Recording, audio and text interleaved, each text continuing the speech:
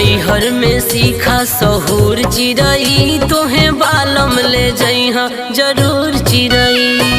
नैहर में सीखा सहूर चिरई तोहे बालम ले जइहा जरूर चिरई। दिन गौना के बाटे न दूर चिरई तोहे बालम ले जइहा जरूर चिरई। नैहर में सीखा सहूर चिरई तोहे बालम ले जइहा जरूर चिरई।